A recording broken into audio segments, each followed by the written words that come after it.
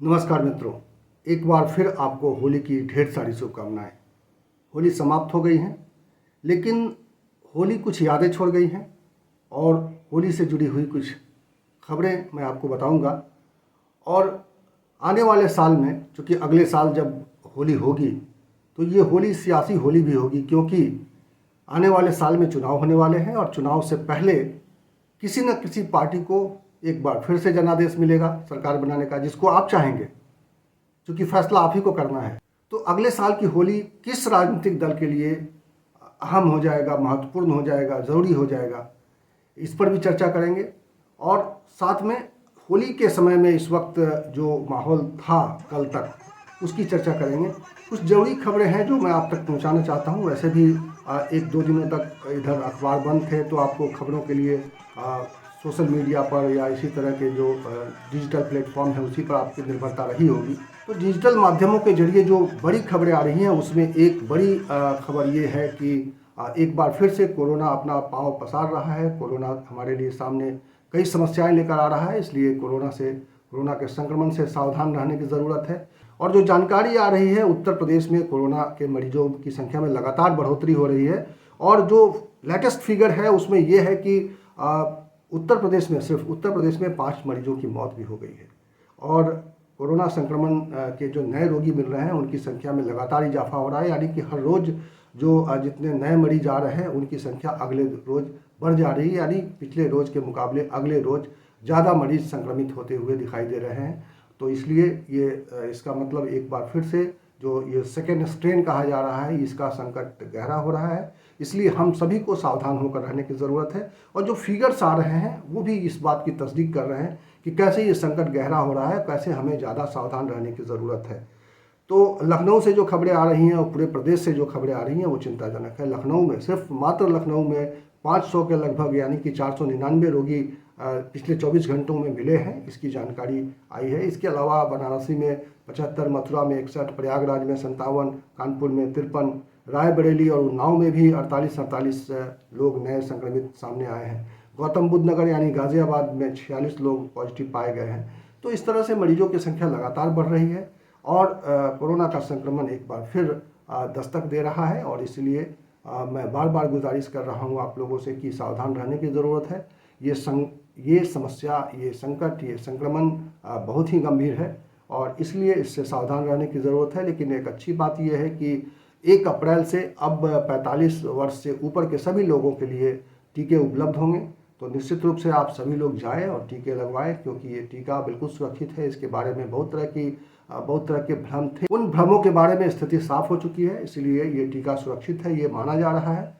और इसीलिए जो 1 अप्रैल से जो टीकाकरण होगा पूरे प्रदेश में और पूरे देश भर में, उसमें 45 साल के ऊपर के सभी लोगों को, यानी उसके लिए कोई कंडीशन नहीं है, किसी तरह की बीमारी की ज़रूरत नहीं है कि कोई बीमार होगा तभी उसको टीका लगाया जाएगा। 45 वर्ष से उम्र जिसकी ज़्यादा है वो टीका लगा सकता है। तो अब चलते हैं अगली खबर की ओर। अगली खबर होली के बारे में है। प्रदेश में सैफई में ख़ासतौर पे जो मुलायम सिंह यादव का गृह क्षेत्र है, अपना गांव है, वहाँ सैफई की होली एक बार फिर इस बार चर्चा में है, क्योंकि इस बार पूर्व मुख्यमंत्री अखिलेश यादव वहाँ पहुँचे थे होली मनाने के लिए। हर बार पहुँचते हैं वो, अपने गांव में जाते हैं और होली मनाते हैं अपने गांव वालों के बीच में। और जिस तरह पारंपरिक तरीके से वहाँ होली मनाई जाती है, एक उत्साहजनक स्थिति होती है। और इस बार भी अखिलेश यादव ने जब यहाँ से लखनऊ से वो निकले और बस में गए वो अपने परिवार के साथ, और उन्होंने पहले भी जो तस्वीरें पोस्ट की थी कि बस में वो जा रहे हैं अपने बच्चों के साथ, उन तस्वीरों में उनकी बच्चियाँ दिखाई दे रही हैं, बस में खड़े हुए अखिलेश यादव दिखाई दे रहे हैं। तो बस से वो गए थे सैफई और उन्होंने वहाँ जाकर होली मनाई है सैफई में। और कल होली की बहुत सारी तस्वीरें सोशल मीडिया पे आई और उन्होंने खुद कुछ पोस्ट जो है किए हैं। आज नई तस्वीरें उन्होंने डाली हैं। इसके अलावा चैनलों के माध्यम से भी कुछ तस्वीरें आपके सामने आई होंगी निश्चित रूप से। और उस तस्वीर से जो तस्वीर निकल कर आई है वो एक राजनीतिक तस्वीर भी थी, क्योंकि अखिलेश यादव इस बार जब वहाँ दिखाई दिए तो आमतौर पे वो राम गोपाल यादव के साथ दिखाई देते हैं, प्रोफेसर राम गोपाल यादव जो उनके चाचा हैं और उनके पार्टी के राज्यसभा के सांसद हैं, तो वो भी दिखाई दिए। लेकिन शिवपाल यादव जो उनके एक और चाचा हैं, जो उनके अपने चाचा हैं, वो इस पूरे आयोजन से अलग थे और उन्होंने सैफई में अलग होली मनाई है। इसकी चर्चा भी खूब रही सोशल मीडिया पर। इसको लेकर तरह तरह की राजनीतिक टिप्पणियां आ रही हैं कि किस तरीके से चाचा भतीजे में जो चुनाव करीब आ रहे हैं, लेकिन उन दोनों के बीच में जो दोस्ती, जो एक मेल मिलाप की बात कही जा रही थी, वो अभी तक साफ तौर पर नज़र नहीं आ रही। आगे आने वाले समय में क्या होगा नहीं कह सकते, लेकिन इस होली में दोनों का तालमेल नहीं दिखाई दिया। दोनों अलग अलग दोनों ने होली मनाई और इसीलिए ये मीडिया में सुर्खियां बनती रहीं, खबरों में ये चर्चा रही। लेकिन जो तस्वीरें आई उसमें एक अखिलेश यादव ने जो तस्वीरें पोस्ट की है उसमें बिल्कुल जलसा बड़ा था और काफ़ी भीड़ भाड़ थी, काफ़ी लोग थे। और अखिलेश यादव के कार्यक्रमों में अब देख रहे हैं कि जैसे जैसे चुनाव करीब आ रहे हैं, उनके कार्यक्रमों में भीड़ बढ़ती जा रही है। तो इन कार्यक्रमों के जरिए एक मैसेज भी जा रहा है कि क्या अखिलेश यादव को लेकर पूरे प्रदेश में एक नई उत्सुकता देखी जा रही है। इस पर कभी हम और पॉलिटिकल रिपोर्ट करेंगे समाजवादी पार्टी के पूरे कामकाज को लेकर, लेकिन इस वक्त मैं इतना ही कह सकता हूं कि अखिलेश यादव को लेकर उत्सुकता तो है पूरे प्रदेश में।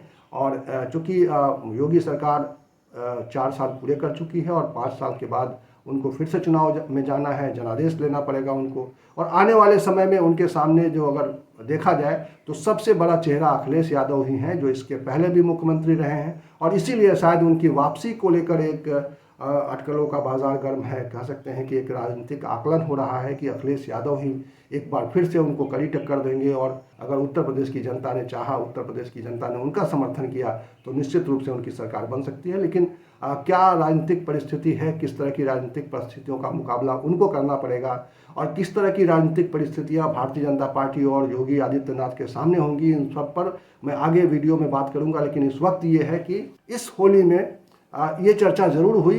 अखिलेश यादव ने खुद कहा कि इस बार अगली बार की होली योगी आदित्यनाथ नहीं मना पाएंगे और उन्होंने दावा किया कि अगली बार की होली समाजवादी पार्टी के लिए खास होगी, क्योंकि समाजवादी पार्टी 2022 में चुनाव जीतकर एक बार फिर सत्ता में आएगी।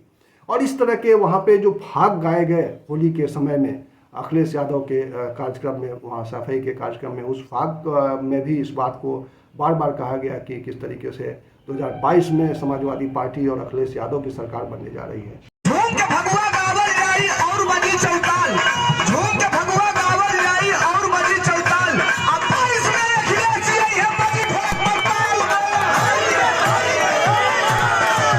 जब 22 में सपा का सरकार हुई हो।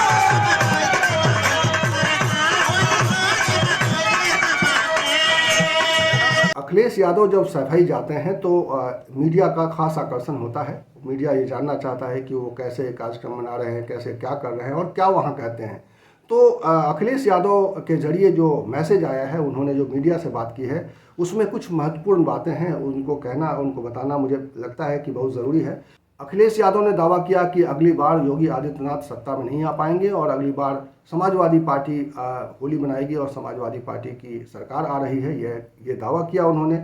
उसके अलावा उन्होंने योगी आदित्यनाथ पर ये एक टिप्पणी की और कहा कि उन्होंने सामाजिक सौहार्द नहीं बना पाई और योगी आदित्यनाथ ने 4 साल सत्ता में रहते हुए समाज को छिन्न भिन्न कर दिया है, समाज को तोड़ा है, समाज को अलग अलग हिस्सों में बांट दिया है, ये अखिलेश यादव ने कहा। और उसके अलावा उन्होंने एक स्टेटमेंट कह सकते हैं, उन्होंने इस तरह का एक बयान जारी किया है कि लोगों के साथ भेदभाव हो रहा है। उनकी जो योजनाएं थी, अखिलेश यादव के कार्यकाल में जो योजनाएं बनी थी, उन योजनाओं पर इस सरकार ने काम नहीं किया। उन्होंने जो लायन सफारी बनाया था सैफई में, उसको लेकर भी उन्होंने चर्चा की और कहा कि इसको लेकर सरकार भेदभाव कर रही है। योगी आदित्यनाथ की सरकार ने उस पर आगे बहुत गंभीरता से काम नहीं किया, ये कहा उन्होंने। अगर गंभीरता से काम किया होता तो इससे लोगों को रोज़गार मिलता और इससे इटावा का महत्व बढ़ता, लेकिन जानबूझकर इस सरकार ने ऐसा नहीं किया। ऐसा आरोप अखिलेश यादव ने मीडिया के साथ जब बातचीत हुई तो उन्होंने ये आरोप लगाया। अखिलेश यादव ने यह भी कहा कि योगी आदित्यनाथ विकास के मामले में पिछड़ गए हैं, उन्होंने विकास का कोई काम नहीं किया है। उन्होंने जो समाजवादी पार्टी की सरकार ने, यानी उनकी सरकार ने जो काम अधूरे छोड़े थे, उनको पूरा कराकर उनका फीता काट रहे हैं।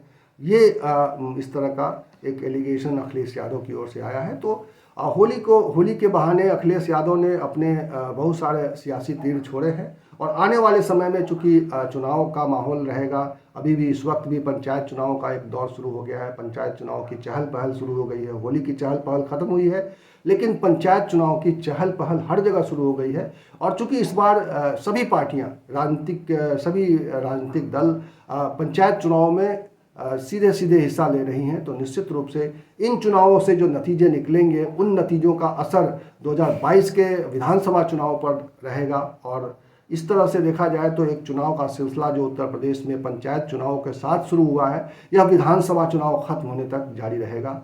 और इस तरह से एक देखा जाए तो उत्तर प्रदेश में अब इस वक्त से सियासी माहौल एक नए रूप में दिखाई देगा आपको। हम उन पर लगातार बारीक नज़र रखेंगे और आपको समय समय पर आपको अपडेट देते रहेंगे। समय समय पर आपको ज़मीन की जो राजनीतिक सच्चाइयाँ हैं, सियासी सच्चाइयाँ हैं, उसको अपने कार्यक्रम में जगह देंगे। सिंपली सियासत के नाम से मैं एक कार्यक्रम करता हूँ जिसमें सीधे और सादे सरल शब्दों में मैं सियासत की जो बारीकियाँ हैं उनको समझाने की, उनको बताने की कोशिश करता हूँ। मैं उम्मीद करता हूँ कि आपको हमारा ये वीडियो पसंद आया होगा और इसी तरह की वीडियो के साथ मैं आगे भी आपके सामने आऊँगा। अगर आपने अभी तक हमारा ये चैनल सब्सक्राइब नहीं किया है तो प्लीज़ इसे सब्सक्राइब कर लीजिए और इसको अपने दोस्तों के साथ शेयर भी कीजिए, ताकि इस तरह की बातें जो प्रदेश के बारे में है वो अधिक से अधिक लोगों तक पहुँचे। और आपने आखिर तक ये वीडियो देखा, इसके लिए बहुत बहुत शुक्रिया, धन्यवाद।